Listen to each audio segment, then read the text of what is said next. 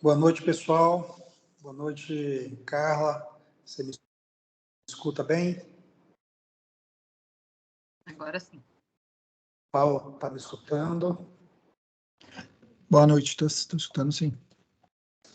Pessoal, vocês aí que são participantes aí, está com o áudio bloqueado, por favor, me coloca no chat aí se todos estão me escutando bem, se o áudio está ok, por favor. Legal, tem alguém já dizendo dando um joia aí, muito bom. Perfeito, Cássio está escutando bem. Lucas, ok também. Oi aí, então tudo bem? Legal. Tem mais gente entrando.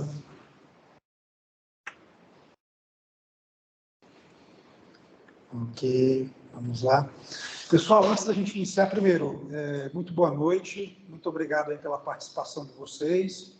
A gente promoveu esse webinar porque entendemos que é um webinar muito importante para aqueles que atuam no comércio exterior, né, que têm a certificação das suas operações, ou que pretende também obter a certificação para entender os principais desafios. Né. E a gente teve a preocupação, a gente tem uma visão, né, dos desafios que é manter uma certificação. Eu até gosto de falar que o OEA ele não é uma certificação, o OEA ele é uma ferramenta de governança, lógico que isso é o meu ponto de vista, e tem seus desafios. Né? Então, hoje, o objetivo aí, a gente trouxe duas pessoas que já estão com a certificação, atuando com a certificação há bastante tempo. Na minha opinião, são dois cases assim, de mais alto nível, né? Tem tido os ganhos aí espetacular com a certificação EA, nós temos o benefício, mas eu não queria nem falar da certificação, gostaria de falar do negócio. Né? Então, para mim, são referências muito boas para a gente se inspirar e fazer o deverzinho de casa ou tirar algum insight que com certeza vai contribuir. Antes da gente iniciar, pessoal, e aí eu vou fazer as apresentações aí, né, da Carla e do Paulo, por favor, coloca no chat aí com quem eu estou falando, de onde eu estou falando, você poderia botar a cidade, se é importador, exportador, agente de carga ou transportador, só para eu saber com qual o público que nós estamos aqui lidando, aqui, até para a gente direcionar em algum momento, algum ponto, falar, embora aqui são dois representantes da indústria, mas estão completamente ligados aos intervenientes também com o módulo de gestão de parceiros comerciais, principalmente nas modalidades com a segurança. Então, por favor, no chat, coloca aí de onde vocês são e de qual segmento vocês atuam. Por favor, só para a gente saber o público aí. Ayrton, brasiliense. Oi, Ayrton, muito bom falar contigo. Faz tempo que a gente não se fala. Brasiliense, grande parceiro, né? Agente de carga, transportador, uma referência, São OEA. Bom, Silvio, uruguaiano, empresa de transporte internacional, legal. Limeira, presta consultoria. Oi, Carlos, tudo bem? Jairo, São Paulo, exportador, papel e celulose, muito bem. Oi, Gisele, Grupo Heineken, né? Muito bom falar com você, que bom que você está aqui. Santos, Gilog, né? Transportadores, legal. Felipe Vieira, Flex, importador, Felipe da Flex. Curitiba, Cássia, Furukawa, legal. Também são certificados, né, Cássia? Alessandro, Sírias. Oi, Alessandro, tudo bem? Muito bom falar contigo, viu? Que bom que está aqui. Espero que aproveite aí. São Leopoldo, importador, exportador. Ah, Glaucia, da Steel. Muito bom, Glaucia. Que bom que você tá conosco aqui. Fico feliz. Acho que você vai gostar. Tem muita experiência boa aqui para compartilhar com você. Henrique, Grupo Gilog, Santos. Legal, legal. Acho que tem um grupo aqui bem eclético, né? Tem bastante transportador. Né? Não vi agente de carga. A gente tem um Ayrton brasiliense, já vi. Tem aqui Cristina da Gelog também. Legal, legal, pessoal. Bem, vamos lá, pessoal. Mais uma vez, muito obrigado, né? Antes da gente iniciar, esse webinar é gravado, certo? Vai estar disponível no nosso canal do YouTube, para depois vocês poderem consultar a qualquer momento. Eu acho importantíssimo que esse conhecimento, ele de fato seja compartilhado e a gente possa ter fontes de pesquisas para se inspirar, para buscar ajuda, para de alguma forma encontrar um caminho interessante para os desafios de cada um no que se refere à certificação OEA. Então, assim, muito obrigado mesmo pela participação de todos. Estará gravado, a gente depois vai disponibilizar com mais detalhes. Outro ponto importante, se alguém tiver pergunta, por favor, já coloca no chat, eu vou mediar. Então, conforme a gente vai conversando aqui, a gente vai falar desde o processo da implementação e principalmente do monitoramento. Então, se alguém tiver algumas perguntas, já coloque no chat que eu vou interagindo aqui com a Carla e com o Paulo, para a gente ir aproveitando as oportunidades. Então, pessoal, perguntem, explorem, tirem dúvidas, coloque desafio aqui para a gente aqui se ajudar. Se não souber, não tem problema, pelo menos a gente vai discutir, vai refletir. O importante é esse processo de reflexão. Oi, André, de do Manaus, que bom que você está aqui, André. Grande abraço.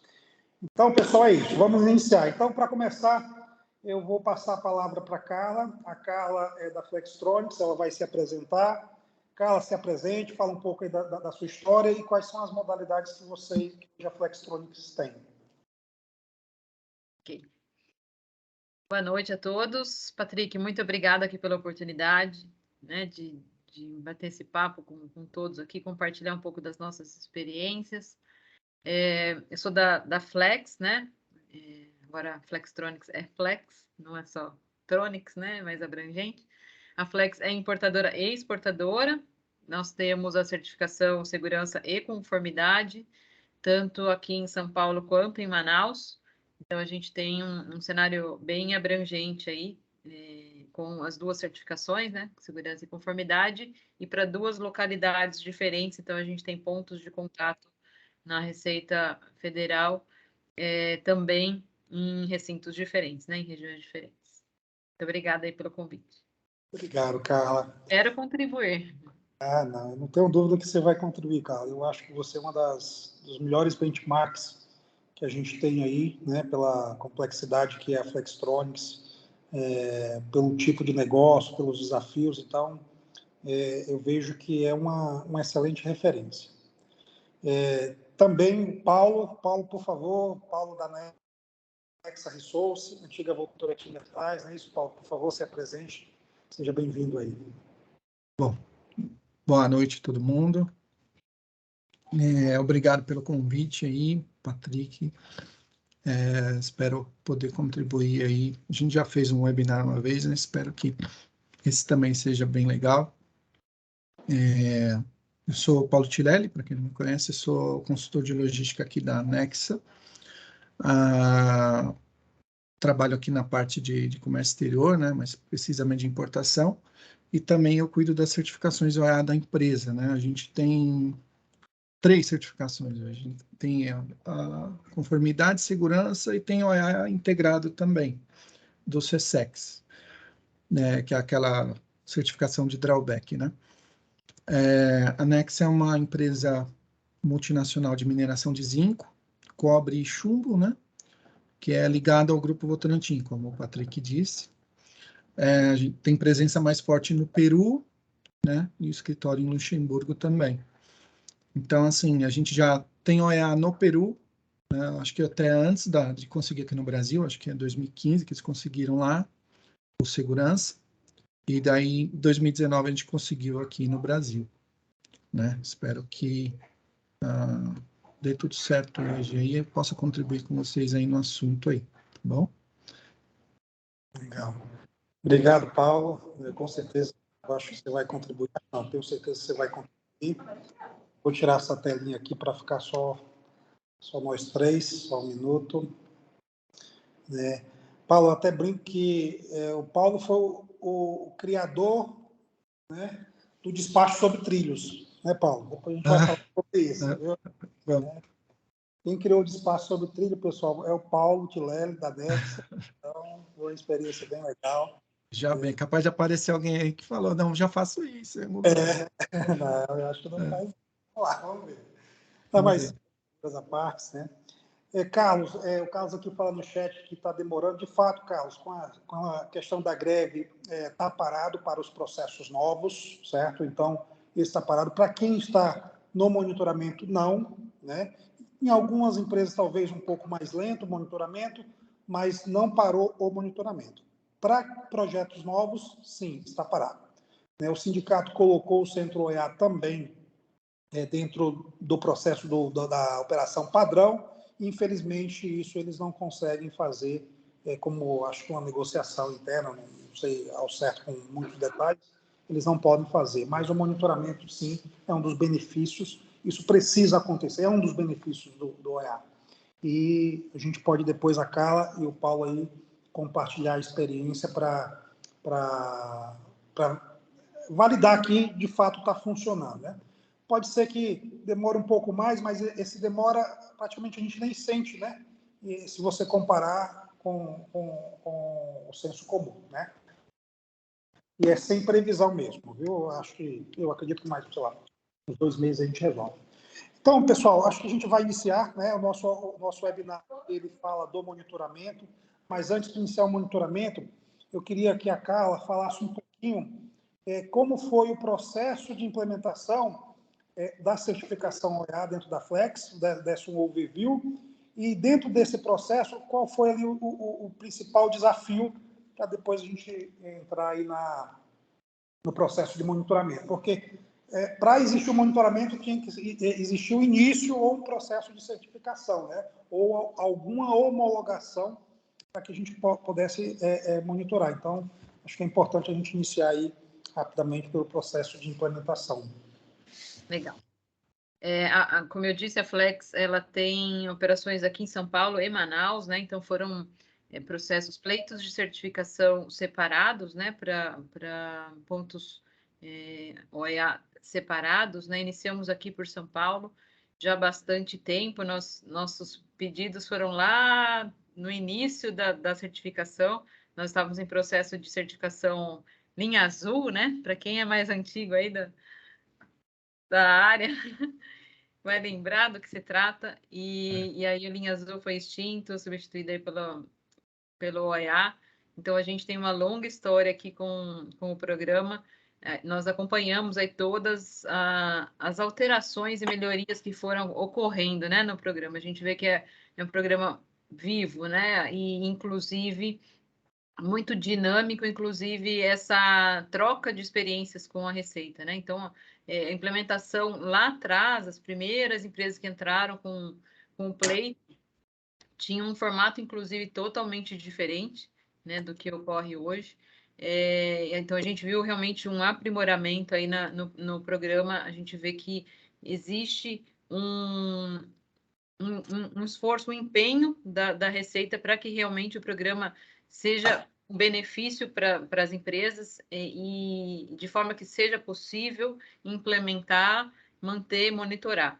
Não que seja fácil no dia a dia, né? Por isso até que a gente está falando aqui dos desafios, mas a gente percebe que existe sim um interesse, a disponibilidade da Receita dessa participação. É realmente uma parceria, não é uma auditoria, uma imposição, uma fiscalização como se via no passado.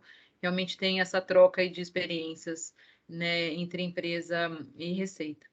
O processo de implementação de uma certificação, segurança e conformidade é um processo, né, que demanda muita revisão de processos internos, mas como o Patrick bem disse, acaba sendo um processo de melhoria dentro da empresa, né? A gente acaba engajando as outras áreas, né, nesse bem comum aí que é a certificação, principalmente pela velocidade que traz para a operação e a conformidade, né, a confiabilidade perante os nossos clientes, né? Então, hoje, ter a certificação OEA é um diferencial, inclusive, para a gente apresentar para os nossos clientes em relação a quanto os nossos processos são robustos, controlados, e pensando realmente em conformidade, em compliance e em segurança, né, da cadeia logística.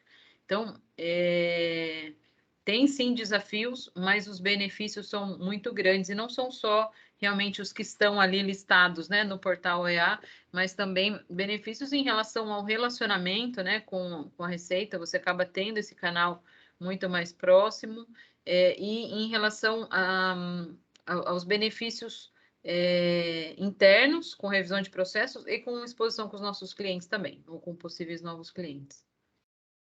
Legal, Carla.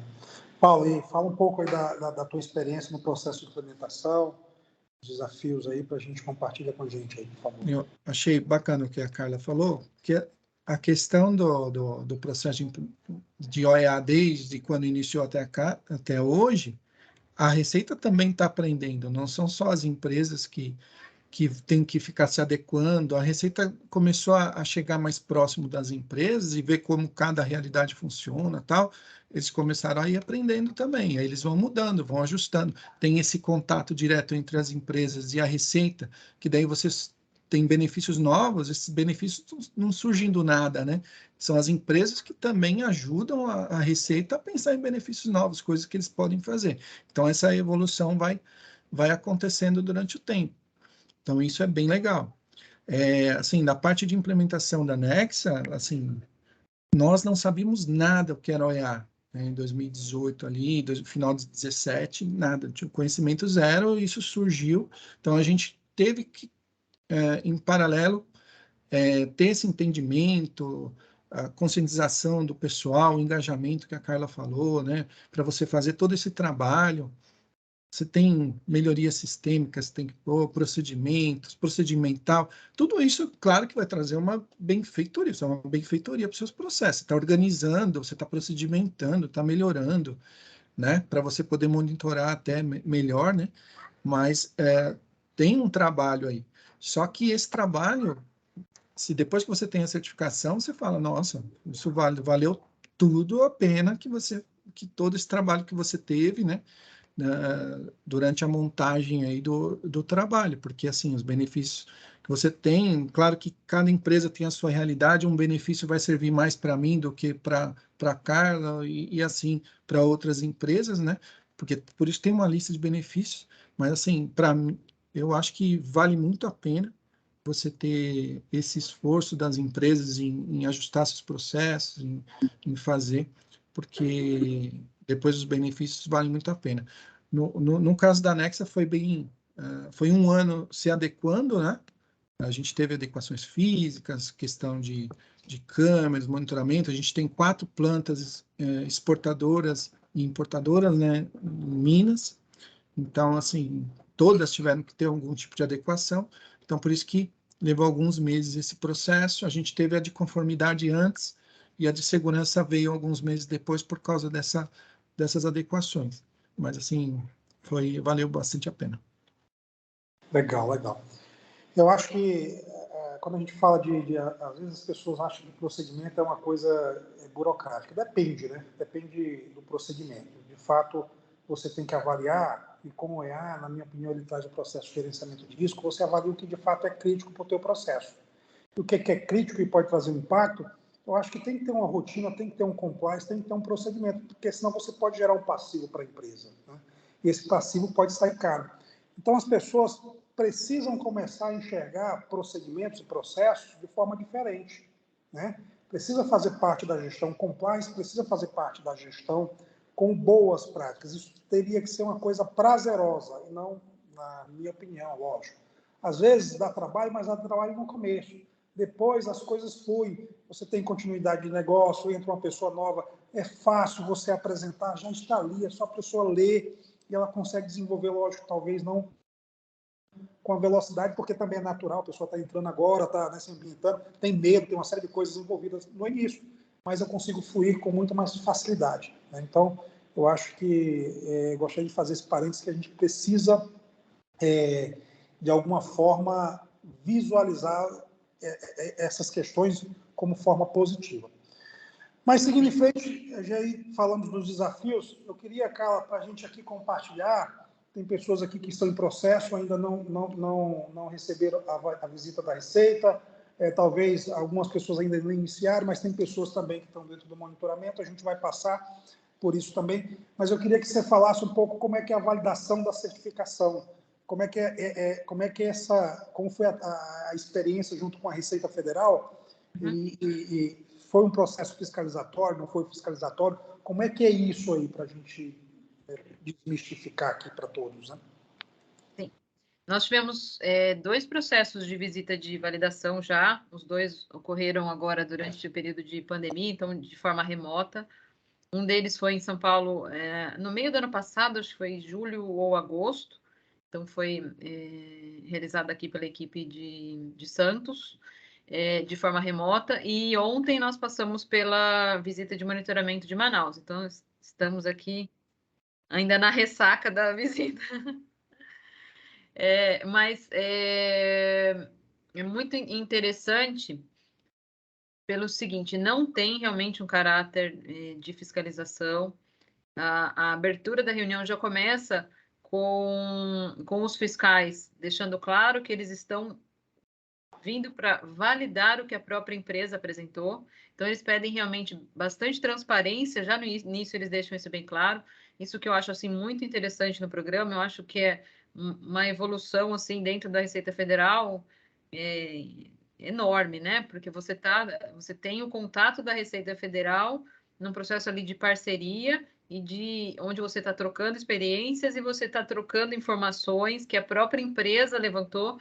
Obviamente, eles têm o histórico, né, do cumprimento, né, da legislação aduaneira ou algum problema que pode ter ocorrido na empresa durante o período. Então, certamente, eles têm ali todo o histórico do que aconteceu, mas a visita ela é baseada nos seus dados. Então, são dados que a própria empresa se autoavaliou, né? O formato do questionário de autoavaliação anual faz com que a empresa revise os seus processos, né? Então, é uma forma que acaba sendo natural de revisar ali os processos, procedimentos e controles, e é isso que a Receita vai trazer ali para o momento de validação.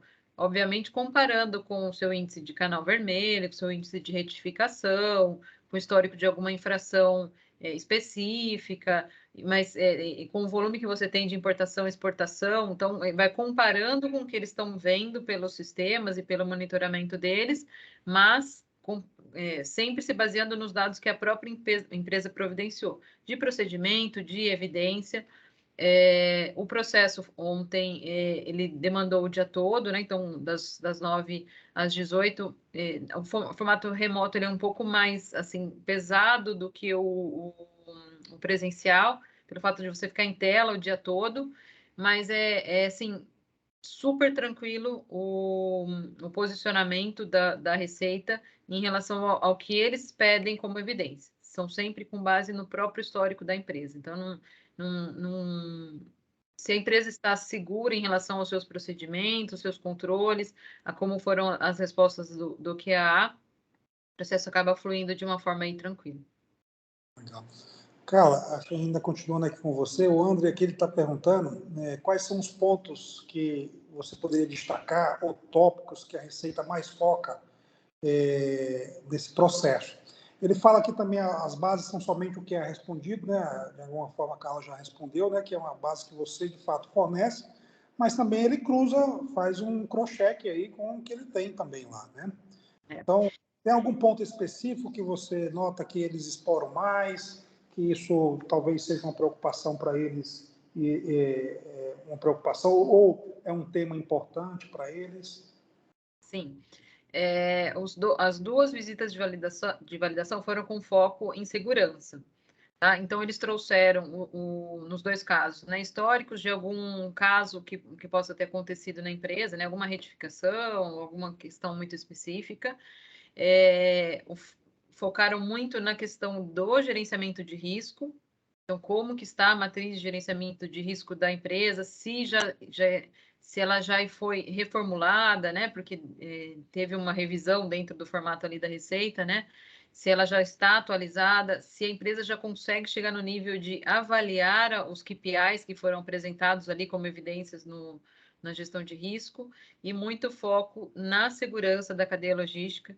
Então, como que estão os controles, tanto internos quanto externos, em relação à segurança mesmo da cadeia logística, né? Então, se o foco da empresa está realmente voltado para a segurança da cadeia logística como OEA, se não é só segurança patrimonial, eles falam isso muitas vezes, né? Porque ontem, até conversando um pouco com a fiscal, eu mencionei que esse é um grande desafio dentro das empresas, que o primeiro deles é olhar o foco com o olhar da Receita Federal, que a gente olha, né, todos os nossos riscos, todos os nossos processos de segurança, com um foco na mercadoria, né, nos nossos produtos, né?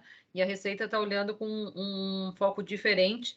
E esse processo de disseminação do que é a certificação e o foco que precisa ser dado, esse é um desafio e eles olham bastante isso no processo de certificação. Então, quanto o programa está disseminado e se realmente o olhar da segurança está voltado para evitar ilícitos, né, ou qualquer contaminação na carga. Então, olham bastante esse tópico. E um ponto também importante que nas duas visitas nós tivemos como um ponto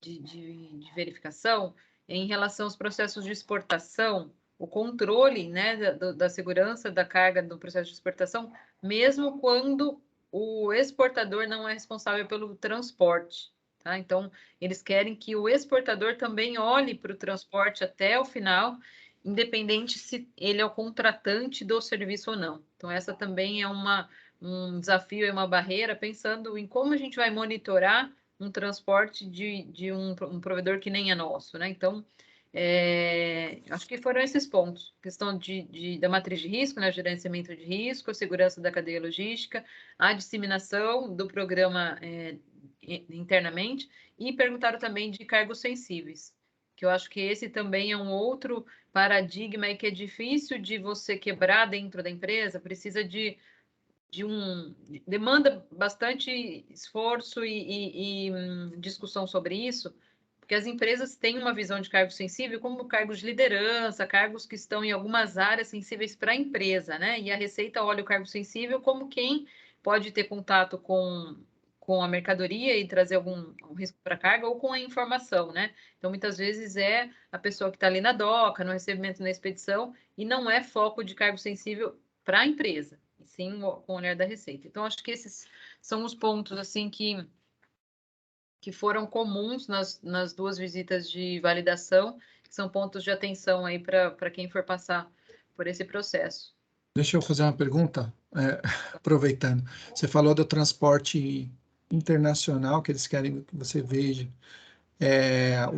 O marítimo, transporte final, assim também. Você disse, se o fornecedor contratar, se você fez uma venda e o frete é do cliente, no caso, né? Você mesmo assim tem que prestar atenção nisso. Exatamente. Em toda visita de monitoramento, eles não falam como, né? Porque eles sabem que Se vira. Então, ó, não sei como a empresa vai fazer, né? Mas é importante cuidar da cadeia até o final. Sabemos que é um desafio quando o frete não é contratado pelo exportador, mas se houver um processo de investigação, você precisa estar resguardado de que todos os esforços foram despendidos pela empresa para garantir que nada ocorresse de forma ilícita e durante o transporte. Então, o que a gente captura, assim, né, dessa fala da fiscalização? De fazer, de alguma forma, mesmo que amostral, alguma revisão dos processos de exportação, mesmo quando o frete não é contratado pela empresa. Porque eles perguntaram como é que, no nosso caso, era um caso aéreo, né? Como é que você garante que o lacre que saiu da sua empresa chegou realmente até o aeroporto, não parou em nenhum lugar, não foi para outro aeroporto, não foi para outra localidade?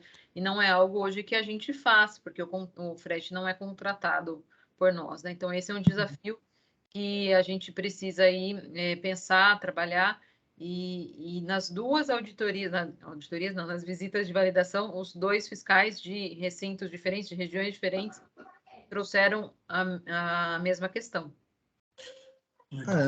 A gente tem uma situação dessa, Patrick, que a gente vende rodoviária internacional, no caso. O frete não era contratado, era do cliente, e ele mandava qualquer veículo lá para carregar. Aí a gente mudou o processo, a gente conversou com a área comercial, para eles orientarem o cliente, no caso, na venda, para ele mandar um tipo de veículo Sider, né, no caso, que é um veículo que dava para lacrar. Então, a gente colocou o lacre. Então, mudamos o tipo de veículo que o cliente vinha buscar a mercadoria. E aí, para ele poder conferir o lacre após a fronteira. Então, assim, não é um frete nosso, mas a gente fez essa ação. Poderia não dar, tem cliente que pode não aceitar. E também colocamos, assim, tipo de uma instrução, que quando eles vendem a mercadoria, manda a instrução para o cliente, sugerindo o tipo de veículo mais adequado por causa da segurança. Nanana. Então, aí instrutivo, sabe? Não exigindo, mas pedindo É uma uma linha colaboração. sutil ali, né? Porque o Porque você não pode transporte é do obrigar. cliente, ao mesmo tempo você precisa É, garantir a segurança. Então, realmente, esse é realmente um ponto de desafio aí, de como sugerir sem impor e, ao mesmo tempo, garantir, né, a é isso segurança. aí. O grande lance aí, quando a gente fala de gerenciamento de risco, quando eu fizer uma pergunta, aconteceu algo. Paulo, o que você fez para isso? Eu fiz isso. Pode não ter sido suficiente para mitigar ou eliminar algum risco que se materialize quando a gente está falando de exportação, a gente está falando de segurança da cadeia logística. Mas a Nexa fez algo. Então, veja, aqui a gente já teve duas formas de fazer isso sem precisar, de repente, ultrapassar um limite que você não tem, porque o frete é do cliente, né? Então, você, às vezes, não tem a gestão sobre isso, e a Receita também sabe disso. Mas o que é importante? A gente tem maneiras e formas de ir educando minimamente os nossos clientes para que eles também comunguem do mesmo entendimento, do mesmo conceito, da mesma preocupação, e a gente tenha um objetivo comum. Então, eu acho que aqui já são algumas saídas que são importantes, relativamente baratas, sem custo nenhum, né? É só uma orientação e a gente vai conseguindo aí mitigar. E o grande lance é o seguinte, a gente está falando de gerenciamento de risco. Então, um cliente que não aceitou, de repente bota ele dentro do mapa, faz algo diferente. Então, para onde é o destino? O destino é para Amsterdã, por exemplo, no caso aqui a gente está falando do transporte terrestre, com certeza, a não ser que ele vá para um porto, né? Mas ele vai para Amsterdã ou ele vai aqui para a Argentina? Então, são riscos diferentes. E aí você vai dando a importância, de fato, onde os riscos são mais altos, né? E ali você trabalha de forma efetiva. Paulo, compartilha contigo aí como foi o processo da validação, né? Como é que você identificou, enfim, como foi que foi recebido aí por vocês aí no processo de validação? A gente até hoje teve só a validação da certificação mesmo, foi em 2019, né? Primeiro a de conformidade, eles foram no escritório, foi 2 dias, não deu para terminar num dia só. Assim, a gente organizou tudo, aí chamou representantes de cada área, né? Para ter a reunião com eles, e eles, o que a Carla falou, eles vêm já com uma preparação com base no que eles receberam no pleito, né? Nos seus QAs e suas evidências.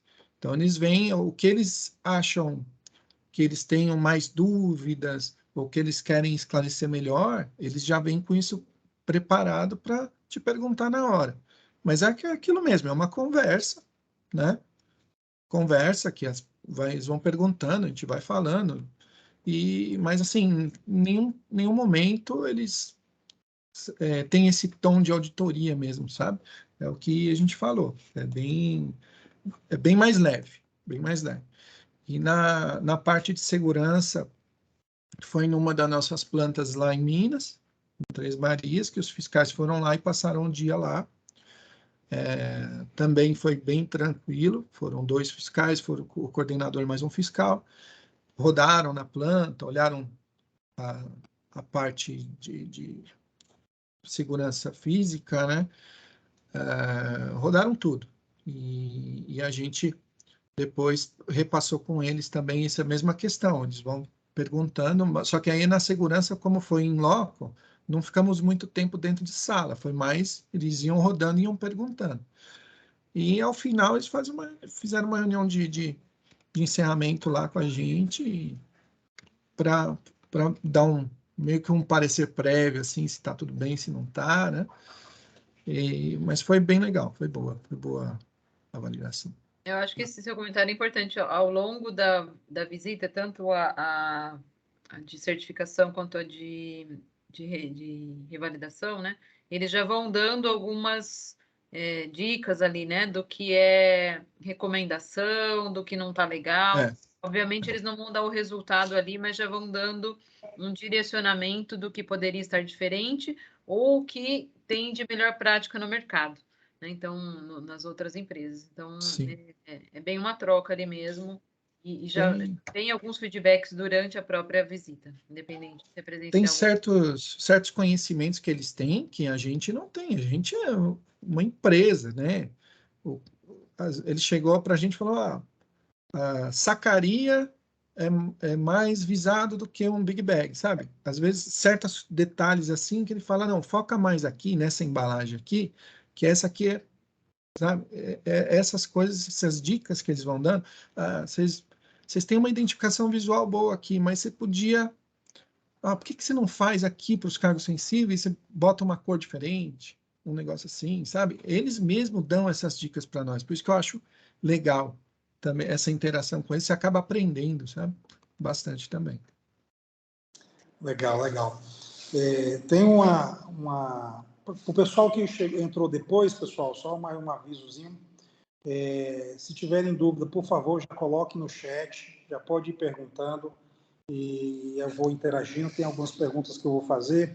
Tem aqui do caso sobre matriz de risco, o versus SWOT, a gente vai voltar sobre esse tema no momento oportuno, e aí eu me posiciono aí com relação a essa pergunta, né? Então, pessoal, já vai colocando aí, continue colocando as perguntas para a gente interagir, né? Eu vou compartilhar também no link, no fórum de discussão do LinkedIn, do OEA Brasil.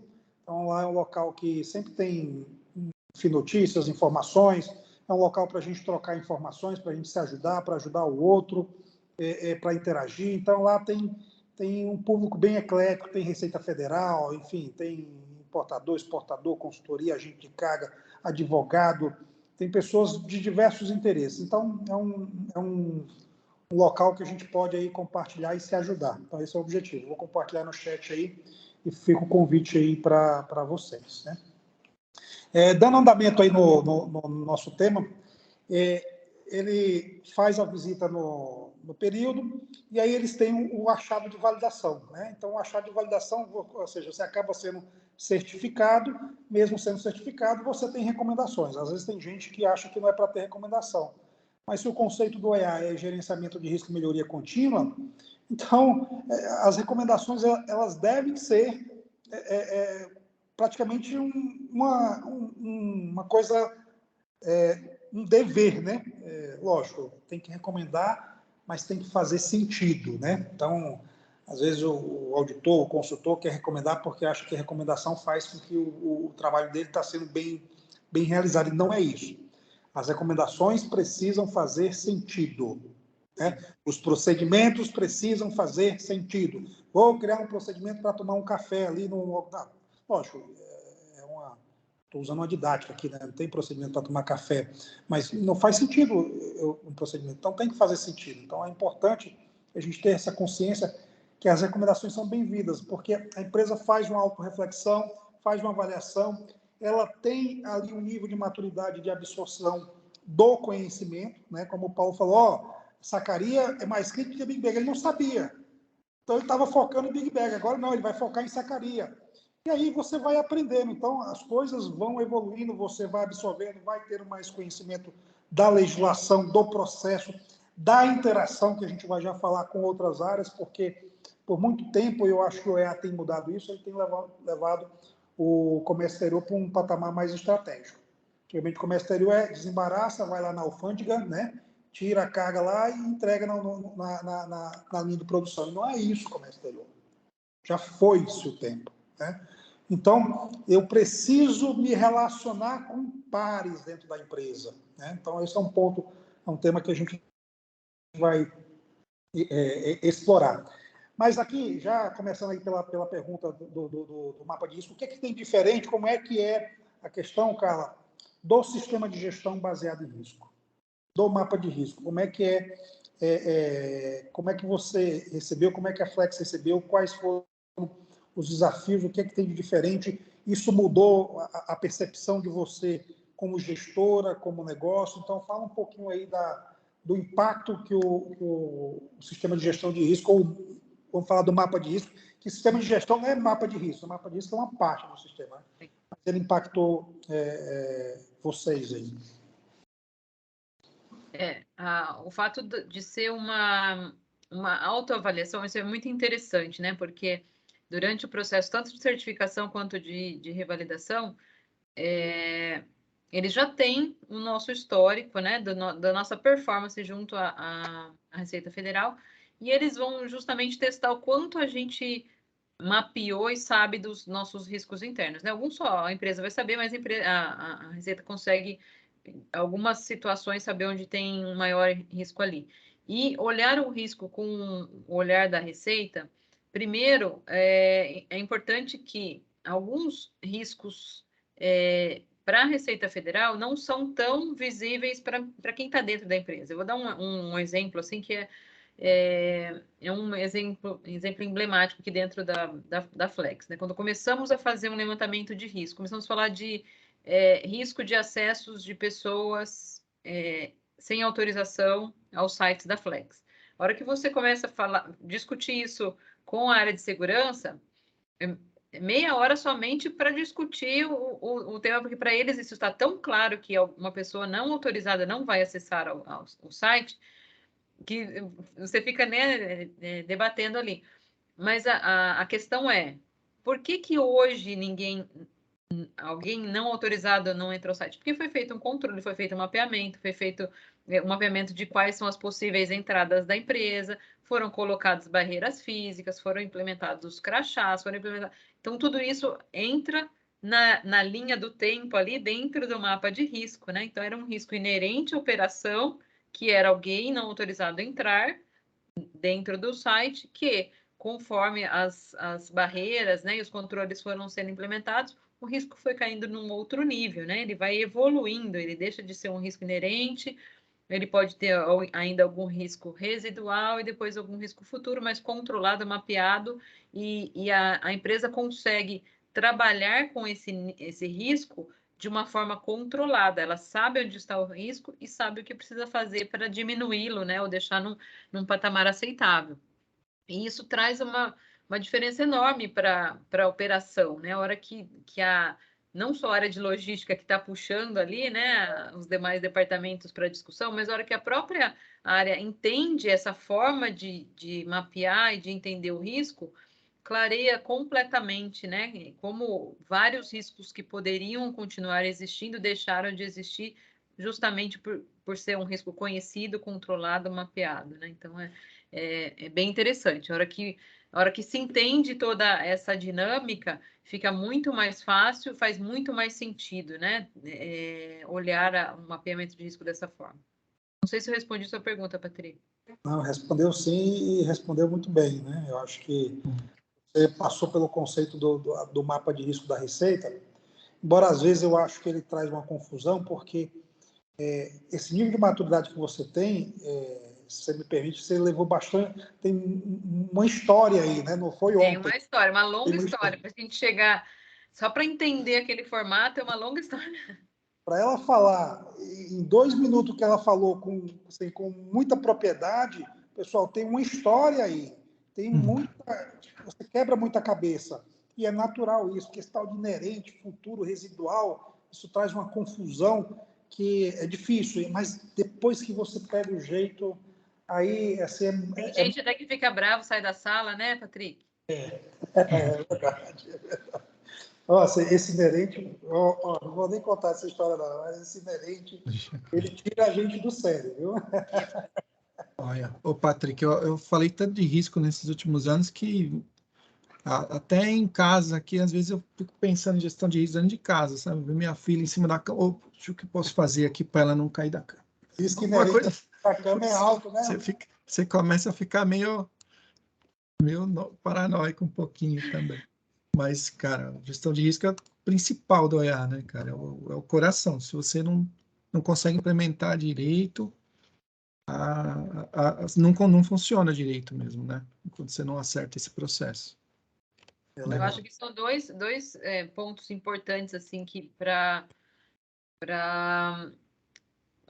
o programa funcionar dentro da empresa. Primeiro é entender, né, esse formato de como fazer o mapeamento e a gestão do risco. E o segundo é entender a questão dos cargos sensíveis. Foram dois pontos assim, que dentro da Flex a gente demandou bastante empenho nos últimos tempos, né, Patrick? Diria que o ano passado esses foram os dois pontos assim, principais de realmente de discussão com as áreas para engajar as áreas e entender que é uma certificação da empresa, não é uma certificação de logística, e que os riscos e os cargos sensíveis não estão somente na logística. Então, se eu puder dar uma dica, demandar algum esforço aí nesses dois temas. Olha, o Patrick também queria contribuir uma coisa aqui. No caso, o que ela falou, cargos sensíveis e gestão de riscos, para muitas empresas é novo, né? Cargo sensível é 100% novo, é o OEA que trouxe. Gestão de riscos, muitas empresas não têm. As empresas menores, às vezes, não têm. E as que têm, às vezes, no meu caso, no nosso campo, mesmo sendo uma empresa grande, tem um sistema de gestão de risco muito grande, mas ele é voltado para outros riscos. Risco financeiro, risco de estratégia da empresa, tal. Não tem lá um risco de contaminação de carga, não vai ter, entendeu? De classificação fiscal, quem é que vai pensar nisso? Então, isso aí que a gente tem que começar a construir do zero e trabalhar junto com as áreas. Cargos sensíveis aí é difícil porque envolve, às vezes, legislação trabalhista, RH, né? Como você pode entrar em conflito com alguma coisa. Então, essas duas partes realmente são as mais difíceis de colocar no dia a dia mesmo. Sim. O que é legal aí, veja, desafio e como o OEA e o comércio exterior virou estratégico. Quando a empresa tem um risco lá financeiro e ela precisa ali aumentar o markup dela, alguma coisa nesse sentido, ela gera uma demanda para todas as áreas. O que é que o comércio exterior vai contribuir para atingir os riscos financeiros? Através do OEA. Redução de custos através do OEA. Então, ou seja, tudo está conectado à estratégia. O que é que nós precisamos? O que é que as empresas precisam fazer? Né? Ou as pessoas que estão na condução? Conectar esses riscos a esses riscos estratégicos. Então, se eu deixar de vender, por exemplo, na América do Sul, se eu tiver problema de previsibilidade, o EA vai impactar o planejamento estratégico de venda de aumento que é a América do Sul. Por quê? Porque eu não tenho previsibilidade, eu não sei se a aduana vai liberar, eu não tenho um bom relacionamento, eu não tenho nada disso. Então, a gente precisa levar, de fato, como exterior, a parte estratégica, mas isso é um trabalho, assim, de formiguinha, não é fácil, né? Acho que a Carla e o Paulo estão aí para contribuir e para ratificar ou retificar o que eu estou falando, lógico, né? Mas é um processo. Carla, quanto tempo você acha que uma empresa vai ter um sistema de gestão assim, com maturidade, né? Implementar é fácil, você implementa bem rapidinho, né? Mas, assim, maturidade, vamos falar de um sistema de maturidade, de experiência, de engajamento, né? Quanto tempo você acha que precisa para a gente começar a pensar nesse nível de maturidade de um sistema de gestão? Pergunta difícil, hein? Olha, vou falar com a experiência da Flex, mas eu acho que pelo menos aí uns 2 anos, eu diria, Patrick. Acho que você está acompanhando a gente já há bastante tempo. Você pode até me corrigir se eu estiver falando alguma besteira, mas é o que você disse. Conseguir a certificação tem o trabalho ali, né, de você se preparar, mas o processo de monitoramento e manutenção, ele tem que ser um processo contínuo. Não adianta você chegar lá em dezembro e tentar responder o seu QAA do jeito que está com o que você tem. Certamente, você vai entregar um questionário de autoavaliação mal feito, com um monte de oportunidades que você não conseguiu ao longo do ano ir mapeando e corrigindo e melhorando. Então, tem que ser realmente no dia a dia. Isso é algo assim... A gente sabe como é a dinâmica dentro das empresas, né? Acredito que a maioria aqui não é específico de OEA, né? Tem outras atividades dentro da empresa, mas é importante se organizar para ter esse processo contínuo dentro da empresa. Implementar o comitê, engajar os outros times e fazer revisão periódica de matriz de risco, de procedimento, de controle de evidências, fazer auditorias, amostras, né, dentro dos processos. É um processo que tem que ser contínuo, ele tem que ser vivo dentro da empresa, senão, fatalmente, a hora de apresentar o QAA, não vai ter sucesso. Muito bom. Na minha opinião, eu acho que também é por aí mesmo, né? Acho que 1 ano e meio, 2 anos, para você entender qual é a melhor forma de comunicar, de alinhar, como é que essas reuniões de comitês, que a gente vai já falar, né? Paulo, e você, enfim, concorda? O que é que você acha aí com relação ao time aí da maturidade de um sistema de gestão? Eu concordo que não é uma coisa rápida. Eu acho que você implementar, tudo bem, você vai implementar, mas se você não tiver um planejamento para você poder monitorar e acompanhar isso, anualmente, e não é aquilo, vou fazer porque tem que fazer porque você quer, né? Você tem que pensar isso antes. Vamos supor, você tem melhorias para fazer, você tem planos de ação. Uma empresa, você tem que se programar, você tem, às vezes, investimento, então você tem que colocar isso no orçamento para o próximo ano, né? Você tem equipe para fazer o monitoramento, fazer a atualização de QA, ficar pegando evidências de tudo e fazendo entrevista indo em fornecedor, tem equipe para isso? Não tem? Vou precisar terceirizar, contratar alguém? Também se planeja com antecedência. Porque senão é o que a cara falou, você vai ficar correndo atrás do rabo, entendeu? Fazer as coisas nas coxas e uma hora ou outra a Receita vai pegar essa descendente da sua empresa nos controles e vai te dar a recomendação e vai te fazer um monitoramento. Então, assim, gestão de risco, monitoramento e comitê é importante também, que é uma forma de você reunir as áreas para falar de OEA. Cada empresa tem o seu desenho, pode ter seu desenho. Uma empresa pode falar só de riscos, outra pode falar só de ações pendentes, sabe? Cada uma pode ter o seu desenho desde que isso gere um resultado e o engajamento das equipes, né? Mas isso é primordial para poder ter a continuidade, porque se não tiver um monitoramento direito, a tendência é cair mesmo. Obrigado, Paulo.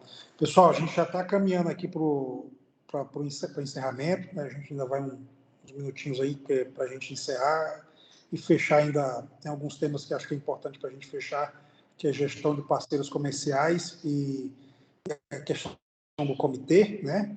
E, rapidamente, acho que é importante a gente falar da importância do treinamento e capacitação, né? Mas eu não vou deixar de responder o Carlos. Ele fala que pode ser aplicada a matriz de SWOT. Carlos, no meu entendimento, sim. Eu tenho um cliente que usa o SWOT, certo? Mas ele não é da jurisdição de São Paulo. Se você é aqui de São Paulo, eu sugiro você usar aquela matrizinha de risco da Receita, né? Porque alguns fiscais ficam batendo que tem que ter esse tal de inerente, do residual, o risco futuro. E, para mim, não teria que ter para facilitar a compreensão, certo? Porque viu o que ela falou? Eu vi meu inerente e tal, que eu fiz o tratamento de residual para o futuro. Isso tem uma lógica, está claro. Mas para você assimilar isso, é muito difícil. Porque inerente não considera o que você tem. Ah, Patrick, mas eu tenho aqui 10 vigia, mais 3 guarda, um drone, não me interessa, o teu inerente é alto. A pessoa às vezes não entende. Isso de fato é complicado mesmo. Eu entendo. Então, para a gente ir direto e começar a disseminar e absorver, para mim só tinha que ter um nível de risco. Qual é o meu risco? Que é o residual. Meu risco é esse. É baixo, médio ou alto.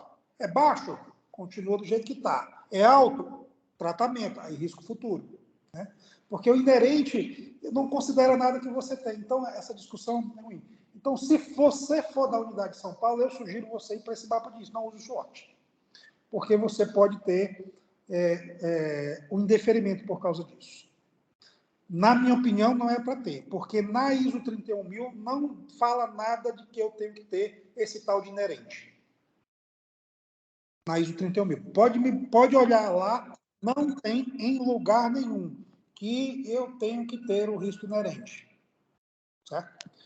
Então, aqui é uma dica, né? Mas aí, enfim... Causa. É de cada um. Mas vamos lá. Seguindo, eu acho que esse é um processo de maturidade, eu acho que a Receita também tem que amadurecer, e eu acho que é um processo natural, eu não estou falando de forma nenhuma pejorativa, porque também é difícil para eles, não é fácil. Imagina você se relacionar, ser parceiro da iniciativa privada, no qual você sempre desconfiou. Imagina a iniciativa privada ser parceiro da Receita Federal, que também nós desconfiamos dele.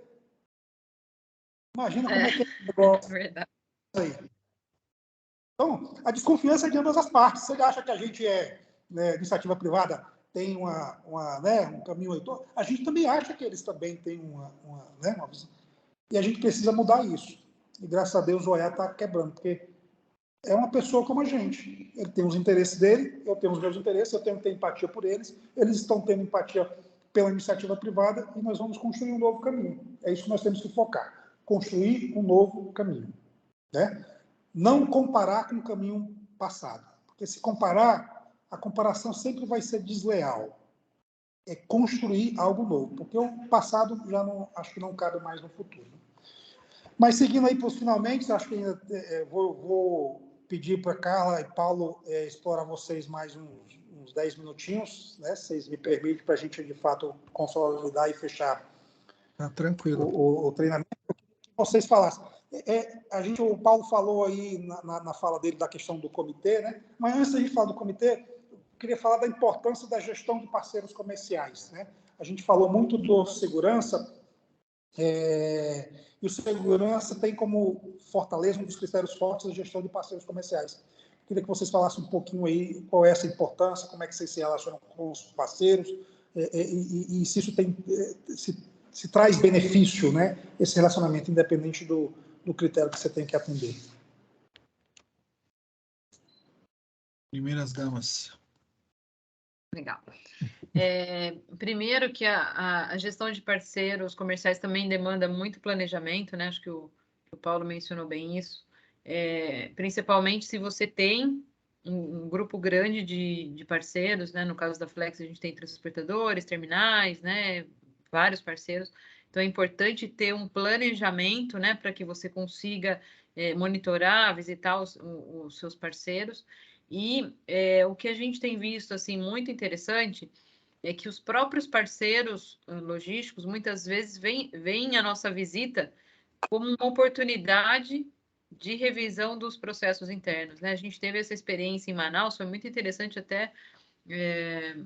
O Filos acompanhou a gente na visita de um transportador em Manaus e foi exatamente assim que eles nos receberam, como uma oportunidade de revisar o que eles já tinham implementado e entender alguma melhoria adicional, né?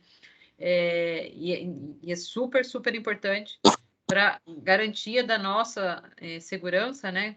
Ter certeza de que a gente conhece os nossos parceiros, não só o que eles apresentaram em documentos ali, né, no momento de cotação, de bid, mas realmente conhecer a estrutura, conhecer como a dinâmica acontece, né, na empresa realmente. Então, demanda, sim, né, um planejamento, um esforço adicional da empresa, né, de ter que se deslocar e conhecer, visitar, mas traz muitos benefícios, tanto no relacionamento, quanto em você realmente conhecer os seus parceiros, não ser só um relacionamento ali de bid, né, de documental.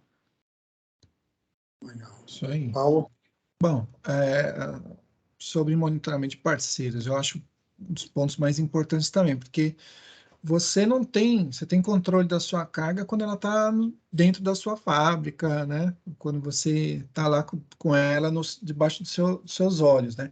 A partir daí que ela saiu, que ela começa a ir para armazém, começa uma transportadora aqui, depois outra perna, ferrovia, porto, tal. Não dá mais para você somente confiar no seu parceiro que você contratou.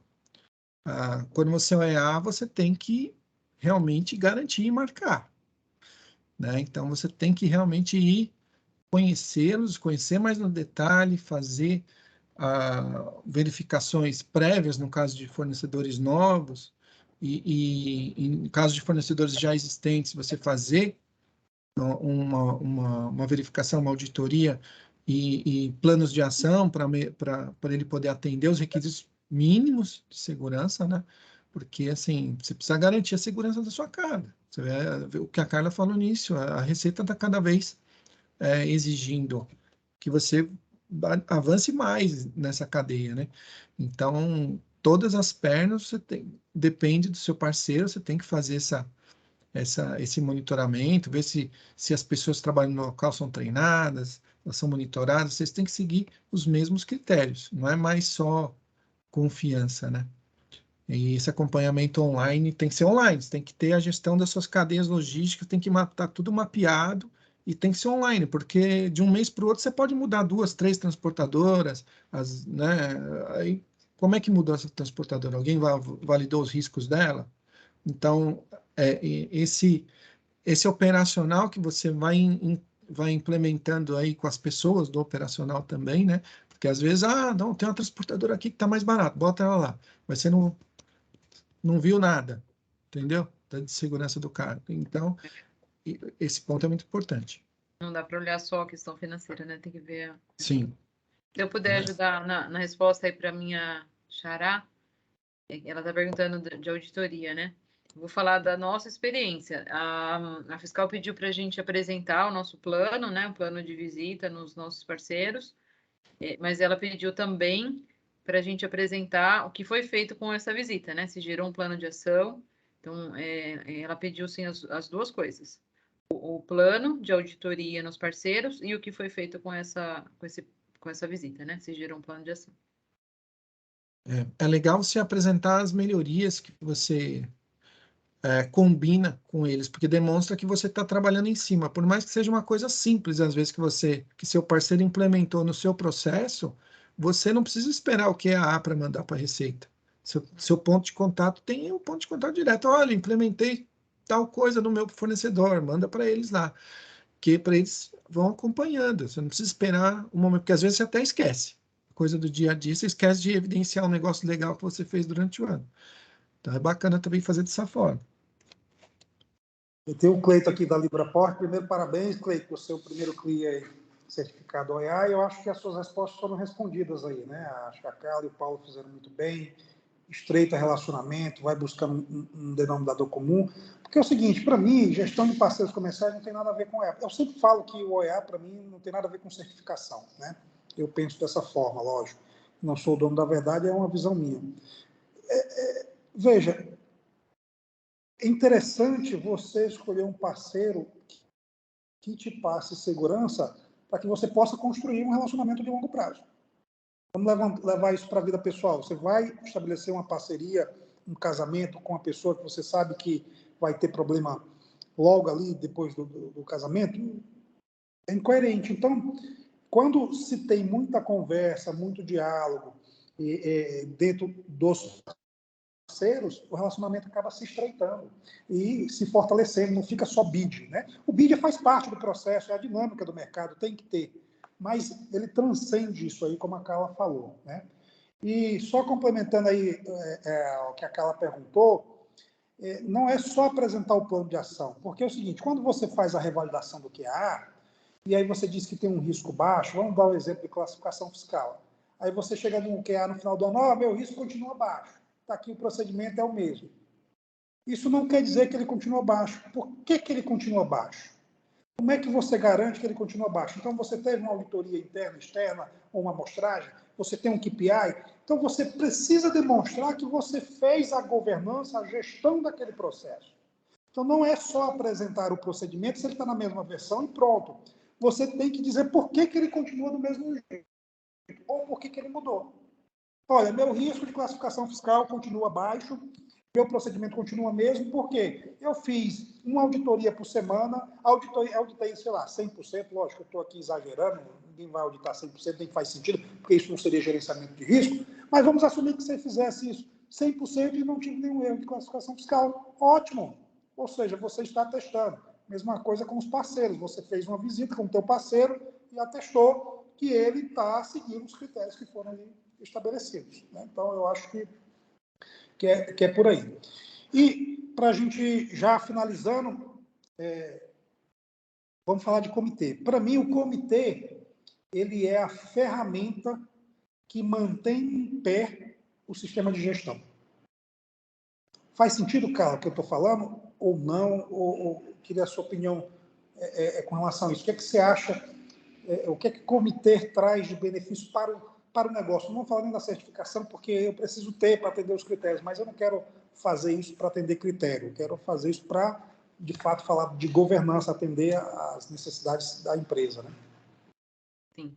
Acho que o primeiro ponto assim, positivo do comitê é que você traz os demais departamentos para participar do programa, né? Então, não é uma certificação, não é um selo ali da logística. É um ganho que a empresa toda tem com a certificação OEA e os demais departamentos fazem parte daquilo. Então, não é algo impositivo, você tem que revisar o seu procedimento porque vamos ter uma auditoria. Eles começam a fazer parte do todo, entender o porquê da necessidade, né, de estar revisando o procedimento, providenciando evidências, melhorando a gestão de risco. Então, engaja realmente os demais times para o momento que você precisar, está chegando próximo de uma visita de validação, está chegando próximo do momento de entregar o QA, você não tem que convencer os seus parceiros, ali, os departamentos, de que ele tem que parar o que ele está fazendo para revisar procedimento ou para te providenciar alguma documentação, porque ele já está fazendo parte daquilo. Ele faz parte do comitê OEA, então ele faz parte dessa certificação. Eu acho que esse é o ponto, se eu puder indicar como principal ponto positivo, né? E como que a gente faz aqui na Flex, né? Uma vez por mês, a gente tenta fazer uma vez por mês, né? Alguns esporadicamente acabam tendo algum imprevisto, mas uma vez por mês a gente reúne, né, os representantes de todos os departamentos para contar um pouquinho do que aconteceu no mês anterior. Então, a gente fala do que a gente teve de desafio, do que a gente teve de melhoria de processo, do que a gente teve de visita nos parceiros. Então, a gente faz realmente um resumo do que aconteceu naquele último mês e individualmente com os departamentos ao longo daquele mês a gente vai fazendo conversas separadas, né? Para a reunião de comitê não ficar muito pesada também. Então, a gente traz um resumo de tudo que aconteceu, mostrando quanto de coisa a gente faz ao longo do mês, né? Por isso é importante até o planejamento, para que todo mês a gente tenha um pouquinho de movimento ali, né, no EA e não fique tudo acumulado para um período específico. Então, esse eu vejo como o melhor benefício. As pessoas se sentem parte desse comitê e do todo aí, que é o EA para a empresa, né? Legal. Paulo, e você que... Sobre o comitê? Uhum. Bom, na Nexa a gente já tentamos alguns formatos de comitê, né? Porque a gente vai tentando um formato que realmente engaje o máximo de pessoas possível, né? Aí já tentamos fazer colocando só riscos, ou trazendo assuntos só de uma área e chamar só essa área para não ter que chamar muita gente, porque o pessoal reclama muito de agenda hoje em dia, né? Ah, vou ter que parar minha agenda para ver um negócio que não é da minha área. Então aí o Patrick acompanha, né? Essas coisas, ele me ajuda bastante com isso. Mas é um desafio você ter um comitê maduro, comitê que participe realmente mensalmente, todo mês, que contribua, não que só entre lá para falar que entrou, entendeu? É bem difícil. A gente também tenta passar conhecimento, né? Sobre o OEA nesses comitês. Às vezes chamar alguém para apresentar a área, Fala um pouquinho, eu quero te mostrar como são as nossas exportações. A gente tira daqui, sai daqui.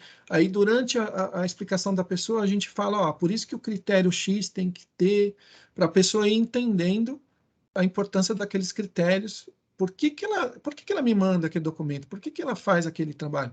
Aí a gente usou essa metodologia também um tempo.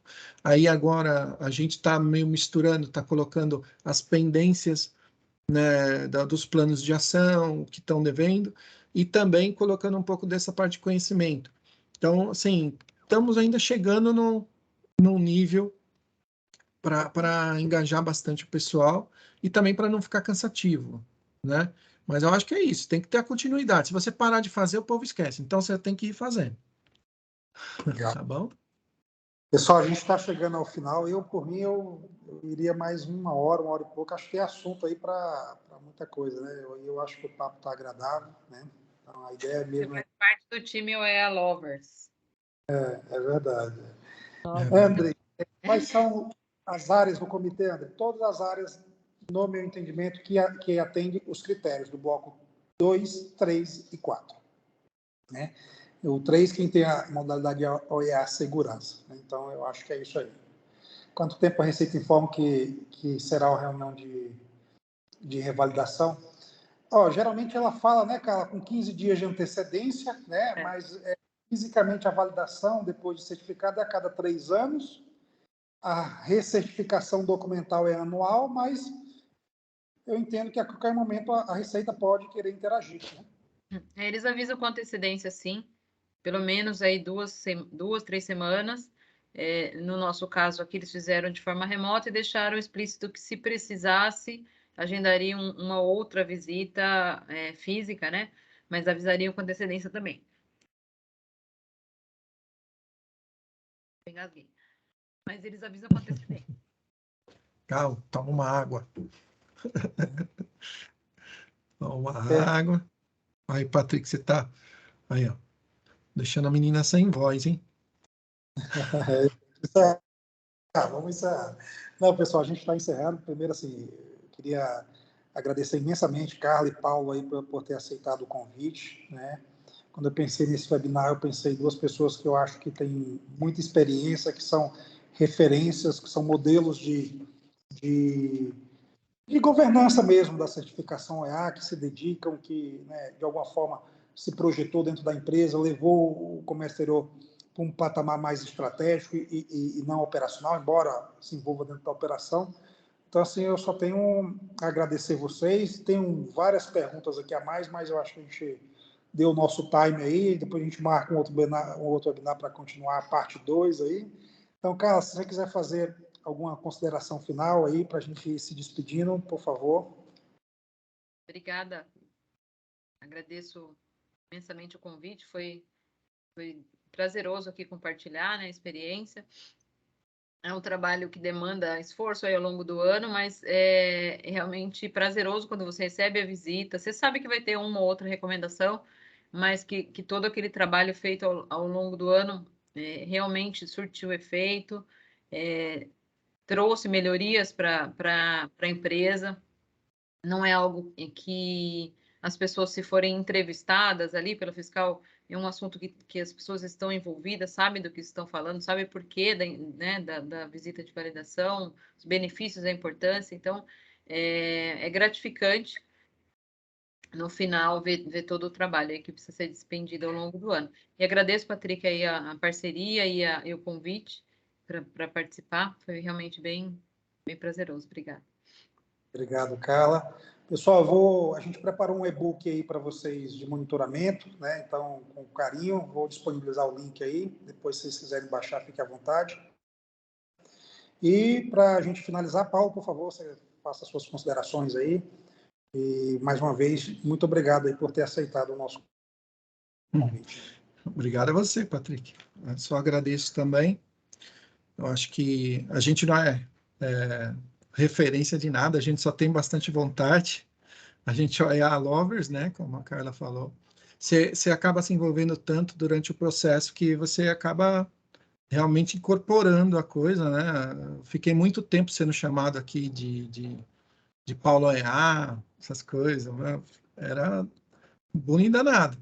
Até nos happy hours da empresa tinha algum tipo de brincadeira. Mas é porque a gente tem que tocar o negócio e a gente acaba se apegando, né? Aí eu vejo qualquer coisa errada, às vezes não é nem da minha área, não é nem de responsabilidade, você já fica preocupado, já. Então, assim, é bastante... Você acaba se envolvendo mesmo.